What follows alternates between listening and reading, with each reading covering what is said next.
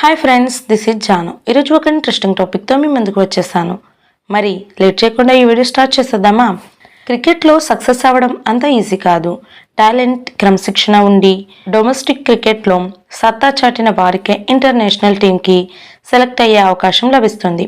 ఒకసారి నేషనల్ టీంలో సెలెక్ట్ అయ్యాక కోట్లలో ఆదాయం వస్తుంది. సచిన్ టెండూల్కర్, ఎంఎస్ ధోని, విరాట్ కోహ్లీ వంటి లెజెండరీ క్రికెటర్లు ఇలా వేల కోట్ల ఆస్తులు సంపాదించారు. అయితే వరల్డ్ క్రికెట్ రిచెస్ట్ పర్సన్స్ లిస్టులో వీరెవరూ లేరు.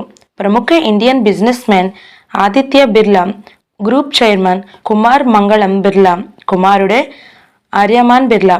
అతడు తండ్రి బాటలోని బిజినెస్లో సత్తా చాటుతున్నాడు. కానీ ఆర్యమాన్ మొదట్లో క్రికెట్ను కెరీర్గా సెలెక్ట్ చేసుకున్నాడు.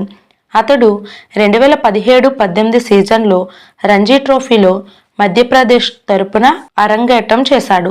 ఆ తర్వాత ఐపీఎల్ ఎంట్రీ ఇచ్చాడు. 2018 ఐపీఎల్ వేలంలో రాజస్థాన్ రాయల్స్ ఆర్యమాన్ను 30 లక్షలకు సొంతం చేసుకుంది.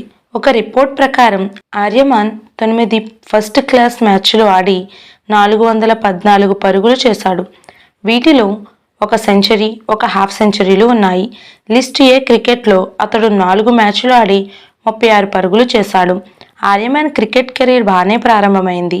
కానీ అతడు ఎవరూ ఊహించని షాకింగ్ నిర్ణయం తీసుకున్నాడు. వ్యక్తిగత కారణాలతో 2019లో ప్రొఫెషనల్ క్రికెట్కు దూరమయ్యాడు. అతడు రాజస్థాన్ రాయల్స్తో 2 సీజన్లు జర్నీ చేసిన ఐపీఎల్ అరంగేట్రం చేయలేదు. చివరికి ఫ్రాంచైజీ అతన్ని రిలీజ్ చేసింది. మీరు ఎంతమందికి ఈ వీడియో నచ్చిందో కింద కామెంట్స్లో నాతో షేర్ చేయండి.